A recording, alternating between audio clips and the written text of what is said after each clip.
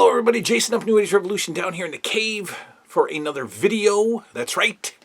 Tonight we're going to do something we haven't done in a while, kind of a new idea. It's not a new show necessarily, but a quick way to come down here and chat with you guys and try to keep the every day to every other day video streak going.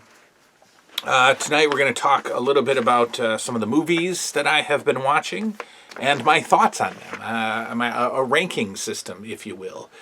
And I'll explain, why that would be entertaining. I don't think it's the most entertaining thing I'll ever do on the channel, but I've been writing some things down and I wanted to share them with you. First, unfortunately, to all of your disappointment, if you watch the Whatever Happened to Nighttime video, you saw at the end that I ordered a men's nightshirt. That's right, a men's nightshirt, and sadly, it was delayed in shipping. Yeah, that's right. It was supposed to be here today, and it would be worn right now.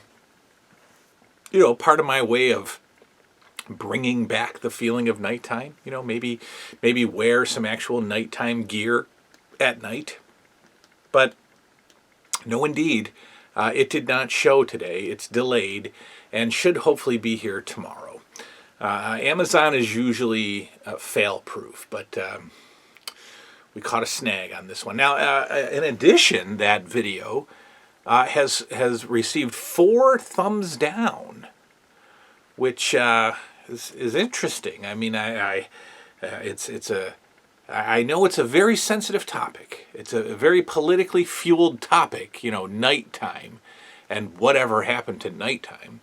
But for some reason, it garnered some dislike. And I think that's mostly people not enjoying my man gown that I have ordered. But that's okay. That's okay. I'm all about the comfort, and I think this is going to be a comfortable thing. I am a robe guy, so in the wintertime, I'm usually trouncing around the house in a robe at night. I just like the comfort, right? So I think the man gown, the men's nightshirt, is going to be, it's going to be cozy. Actually, I think I once again upset some people. I had an unnecessary back and forth with somebody the other day. Only twice on this channel has the outspoken, opinionated, left side, right side, blah, blah, blah crap of our country.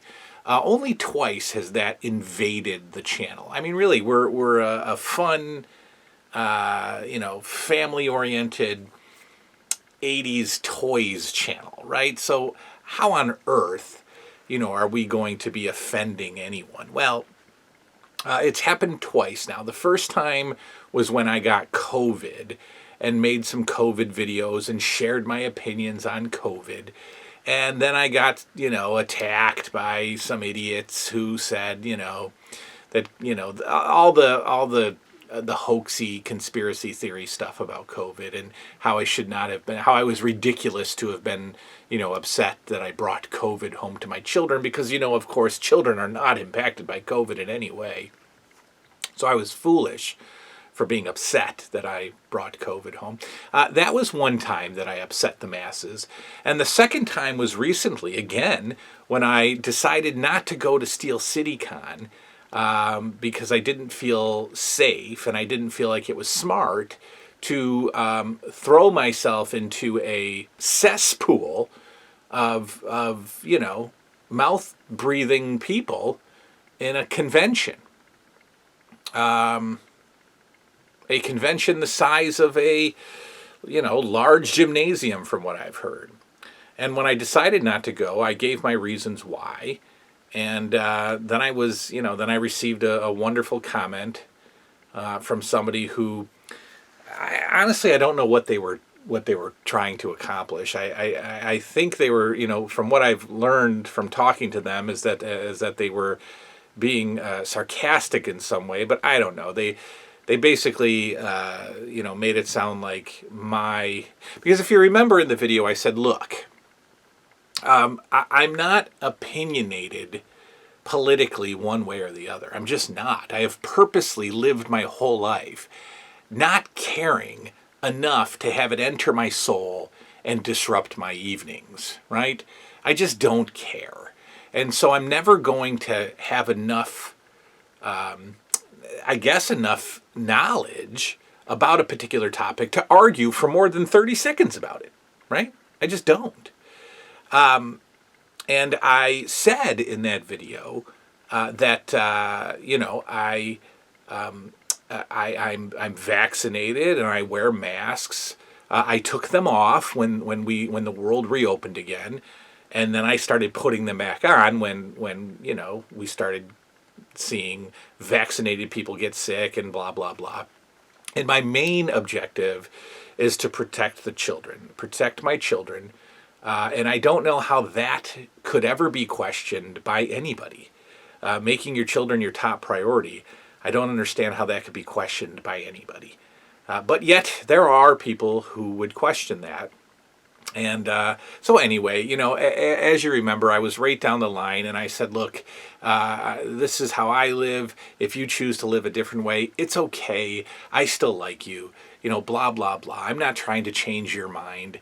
But of course people took, offense to that and said some garbage, and, they're not going to be able to leave comments on the channel anymore. But so, I don't know, that threw me off for a day, and I was like, I don't even want to do this anymore, because people just, for the most part, there are decent people, and for the most part, I enjoy communicating, through this forum. But then, some nobody comes on and starts running their mouth from a laptop, from a keyboard, and then it throws me off, and I'm like, I don't even want to do this. I don't even want to do this anymore. So anyway, that threw me off for a couple of days. So I didn't really plan anything. There's a couple of shows on the horizon. But yeah, so I don't know, just ridiculousness. I can't keep this channel, I can't make this channel any more vanilla than it already is, right? Okay, there's been a few moments during live shows or whatever where I've had a few too many Jenny Lights and, said some stuff about former co-hosts or whatever like that. But, that's mild. There's no political rantings on this show. I'm not, and again, you have to remember what I do for a living. I work with, I have to be able to work well with all populations. I cannot be against anything. I cannot be outspoken against anything, because I would turn off a population that maybe wanted my services. I can't be racist. I can't be homophobic. I can't be transphobic. I can't be, I'm not against people who don't wear masks or aren't vaccinated. Some of my patients are unmasked and unvaccinated, and they're right in my office. It's okay. My sister is unvaccinated and came to my house a few days ago. It's okay. I'm not pushing my agenda on anybody. I'm rambling. So anyway, the point of all that is, we will continue to be right down the middle on this channel, providing entertainment that you all enjoy. And if I happen to go off on a sensitive subject, like why I'm not going to Steel City Con, I'll just, laugh at some of the stupid comments and then delete them and throw them in the garbage and ban you from the channel. So, I don't know. Why am I doing that? Because I don't want to get into it with you. Because I'm not thinking about your comments and thoughts long enough to generate an intelligent comeback, because I don't care, right? I got other stuff to do. Anyway, so let's get on to the movies, shall we? So the way this is working is this is what my evening looks like. I would say Monday through Thursday, I watch a TV show, in a binge style, meaning usually one episode a night because they're the hour-long episodes. But I will binge the particular show and not watch another show until I'm done with it, right? So right now it's Magnum PI. And I've been watching Magnum PI for 8 seasons. And I am on the final 4 episodes of Magnum PI. And it's taken me quite a while. It's been about a year and a half. That's a long time to be watching 8 seasons of Magnum PI. But Monday through Thursday, at about 10 o'clock, I will settle in on the couch for an episode of Magnum PI. Now, Fridays and Saturdays, Liam stays up. And so we watch AEW on Friday, and he'll probably he'll probably get tired before the episode's up, so we'll probably finish it on Saturday. And now, they have a second show, Rampage, so we watch that. So basically, I'm not doing any of my own stuff on Fridays and Saturday nights. And then on Sundays, I like to watch a movie. Because as I focus in on Magnum PI and the 50 or 60 shows that I have in the DVD cabinet that still need to be watched, I forget that I've got this whole big Blu-ray collection, and so I don't want to abandon the Blu-rays, so I will watch a movie on Sunday nights, and that has been what I've been doing for about the past 2 years, and it's what I'm going to continue to do until I'm dead. So I've been jotting down the movies. I've been jotting them down. And they're all from my collection. I'm not streaming anything. These are all from my collection. And some of these I'm seeing for the first time. And so what I wanted to do, like I said, was start jotting some of them down and telling you what I thought of them. Now, the first one that I wrote down, I didn't write the date of when I watched it or anything, but this is one of those Sunday night movies. And this one probably took me 2 weeks to watch. I probably watched it in 2 parts. The Godfather. If you watch my Movies I Should Love But Don't episode, The Godfather is one of the top movies that I should love, or that everybody else loves, and that I hate. And it continues on here. I do not like The Godfather. And I was thinking about it today. Why don't I like The Godfather, right? Well, because I think I'm spoiled. Because I love The Sopranos so much. And, Goodfellas is a good movie, and Casino I enjoyed. Some of those more action-packed, over-the-top mafia-type stuff. So with the Godfather, it's such a slow, artistic, really visually appealing movie that I just get really bored. Because I'm waiting for, Tony Soprano to crack some heads, or Joe Pesci to be his annoying little self. And you don't get any of that. So, I just can't watch it. It puts me to sleep. I don't like The Godfather. I've tried it 2 or 3 times now, and I don't like it. Out of 5 is my scoring system, right? So I gave The Godfather a 3 out of 5. Probably for the aesthetics, the visual, the old school look and charm to the movie. That's about it. Rambo, number 1, the first original 80s Rambo movie. Absolutely loved it. Honestly, guys, you'll be blown away by this, but I don't think I have seen Rambo straight through. I don't think I've seen, just because it wasn't my genre of interest, right? I love Rocky, I love the other stuff that Stallone did, but I never really cared much about Rambo. So I think I probably sat down to watch it for the first time straight through. And I forgot that Rambo 1 wasn't necessarily like a war movie. In fact, it had nothing to do with war. And I loved it. It's awesome. I loved how it all took place inside of a little town, and I had forgotten or didn't know that was the storyline. That a guy had basically walked into town and was trying to be run out by the sheriff, and he basically just declares war on the whole entire village. Honestly, I gave Rambo a solid 5 out of 5. The next movie, which I think will generate some controversy and maybe some backlash, They Live with Roddy Piper.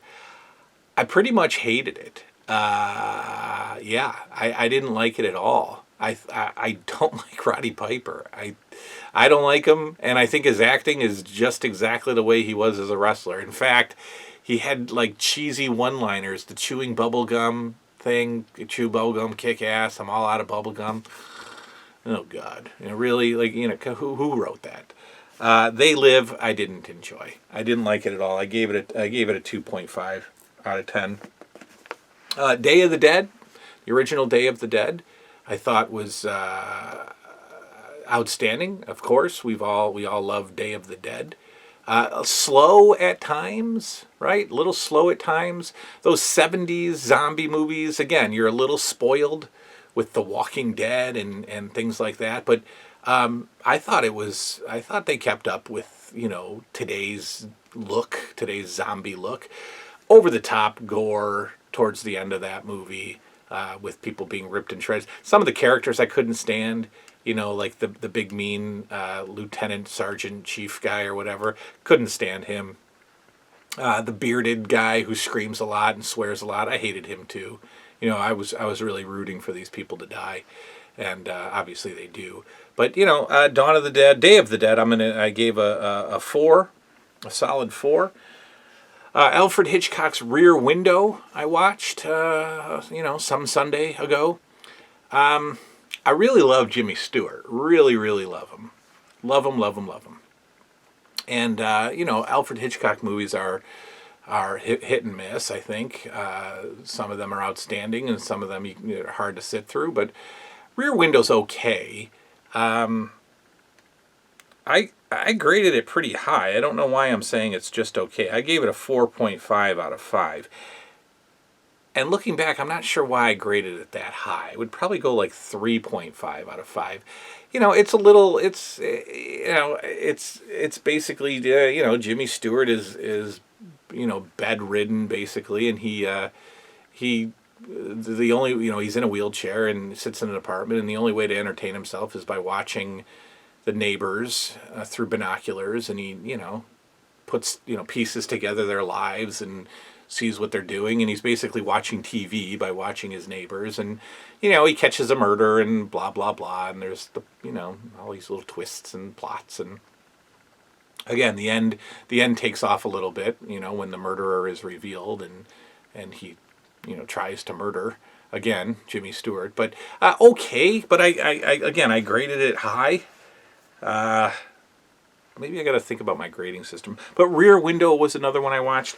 Summer of '84. Now that is the one that I did stream. That's on Netflix, and I think it was made by Netflix. Summer of '84. Obviously, I'm going to watch it. I didn't love it. I gave it a 3 out of 5. Here's what's going on. Summer of '84. You got it. Well, first of all, it's beautiful to look at because it's an '80s neighborhood. It's '80s kids. They're doing '80s things, and they live at a track, and they're all little friends, and they're all playing. And just like in the '80s, the child kidnapping phenomenon is at its peak. And so, one of the little friends is kidnapped. Off camera, right? That's not part of the story. You don't know the kid. He's just kidnapped, and it's going around town. Well, the kids start to look for the kidnapper, and they do it, at night, and they're running around with flashlights, and they suspect the neighborhood police officer, right? How strange. They suspect the neighborhood police officer is the kidnapper, and they try to catch him, and they try to, so they're playing. They're like playing hide and seek at night, and so he knows they play hide and seek at night, so that's kind of their disguise. They're running around, but in actuality, they're kind of spying on him, and then the kidnapper is revealed, and then it gets pretty gruesome at the end. There's some child murders at the end of this movie, but the big reveal was flat. I'm not going to spoil any of it for you, but they didn't do a really good job of like, oh, they suspect the police officer, but wait, it's someone else.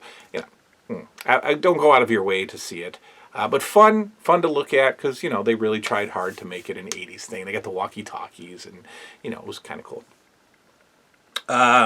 Psycho 2 I have seen recently. Psycho 2 is one of those Sunday night features. Again, I gave it a 3 out of 5. Psycho 2, Norman Bates is freed from, whatever mental treatments he's been receiving, and he's trying to return to life, a normal life. He returns to his town. His mother is deceased. He returns to his home and his motel, and he's trying to fight off the urges to dress like his mother and kill people. And he does for a little while, and then, of course, Mother Bates gets into Norman's head again, and the spree begins. It's okay. There's a Tilly woman in it there, one of the Tilly sisters, and she's smoking hot in this movie. It's about, 25 years old or so, but she's very attractive in this movie. I don't know which Tilly.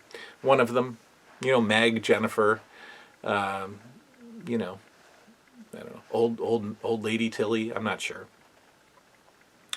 Mr. Mom. Mr. Mom is on the list. Mr. Mom got a 5+. That's right. That's the first and only movie so far that's gotten a 5+. One of my favorites. Mr. Mom is, again, a beautiful movie to look at. So much 80s charm. Michael Keaton is so good. Everybody's so good in this one. Man, the best. I love Mr. Mom. I could watch it over and over again. The soap opera stuff, the flannel shirt, the beard, the neighbor, Joan.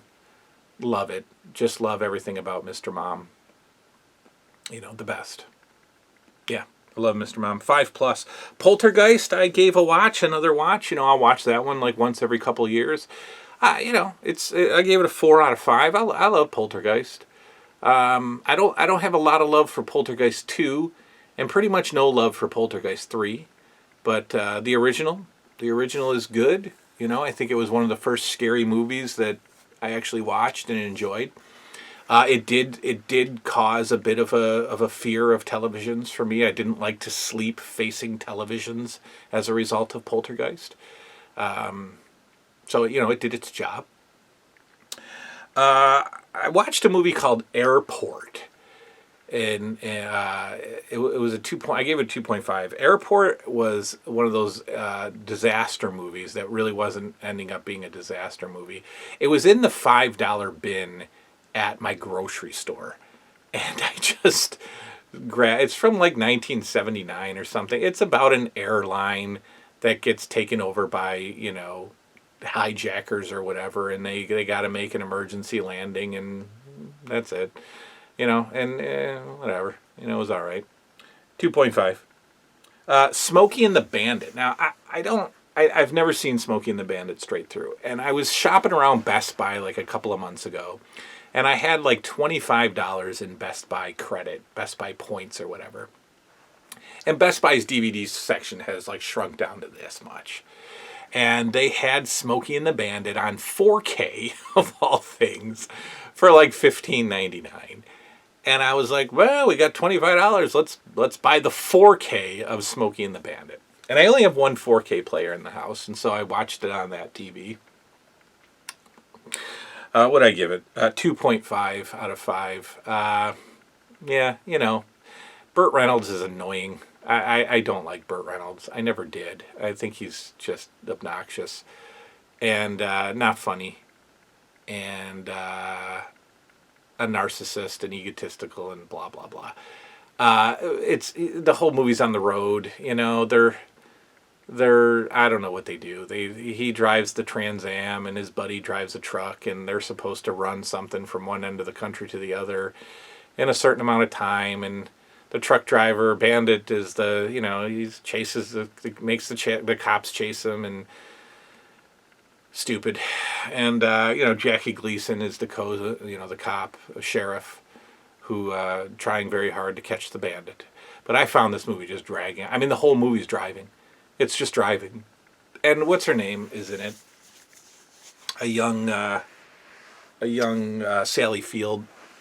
And, it's hard to look at women who are like in their 70s now and be like, whew, she was something. But, Sally Field was kind of a cutie pie back in the Smokey and the Bandit days. 2.5. Sleepaway Camp 2 I watched, and that was fun. It was cheeseball, but it was fun. Now, I was a little thrown off by this movie because I remember it. I remember renting it as a kid. How about that? Renting Sleepaway Camp as a kid when I would stay over my dad's. And I thought it was almost like softcore porn back then. I was like, oh my God, this is like, I'm embarrassed to watch this. And then I watched it. It's, what is that? The Mandela effect it's called, I think, where like you think something happened in the movie, but it didn't. Or you think something happened in life, but it didn't. So I think I caught a little bit of that with Sleepaway Camp 2. It wasn't. It was a little bit more tame than my young 12-year-old eyes remembered. So it's fun. Sleepaway Camp is decent. What did I give it? 3.5. Sleepaway Camp was not as pornographic. Cover the children's ears, fathers. It wasn't as pornographic as I remember as a youngin'. There are some scenes of misconduct with the teenagers, but nothing that I remember. Halloween 2, the Rob Zombie. I watched Halloween 1 before I was doing this, and I loved it. I loved it. I thought it was the best Halloween movie there is. I know that's another opinion that will draw the anger of many, but Halloween 2, not so great. Not so great. Michael Myers is like totally a man with a beard and long hair and just a regular guy, just a dude. And he lives in like a cabin somewhere, and I thought the movie was like, I know Rob Zombie is Rob Zombie and his movies are over the top, but this is like over the top cursing and over the top sex and over the top gore and just like too much. Like, just stop. That's enough. It's just like a thrill-seeking movie. We're going to do stuff and put stuff in here just to do it and put it. I didn't enjoy that one. I gave that one a disgusting 2. Star Wars The Force Awakens, 2. Didn't like it. Really don't like any of the Star Wars prequels. I don't think they were needed. I never watched Star Wars as a kid, never watched as an adult. Watched the original 3 and watched them 3 or 4 times and loved them. I'll never get into any of the prequels. I don't enjoy them. I don't know why we had to do them. I don't know why we had to mess everything up. Well, I do know why, for greed and for money, but I didn't. It's no good. I'm not a prequel guy. I think we're watching them as a family, and we have like 2 more to go, and I just kind of snooze through them. Liam has no interest in the prequels either. He's not enjoying any of them. They're just no good. And that's about it. That's it. That's the movies that I've watched since I started writing them down. I would say this is probably about 6 months old. And I'm currently, for the next list that we're going to do and bore you to tears in a half hour, the movie that I'm currently watching right now is the Maltese Falcon with, obviously, Humphrey Bogart, Sam Spade. And so I'll, if you want me to, I'll write, I'll write 5 or 6 movies down over the next couple of months and come on here and complain about them and give you really no professional analysis of them whatsoever. A couple of shows on the horizon when I pull myself up by the bootstraps after being lambasted by an unhappy fan of the channel, a no longer fan of the channel. When I get back at it, we're going to do a Whatever Happened to Michael Jackson, which will also stir controversy. Of course it will. And then we're going to do more WWF, June 1984. Lots of fun stuff happening. You'll enjoy it. And I don't know, whatever else I decide to do. Or just maybe I'll quit the whole thing because, the channel's getting too political. Until then...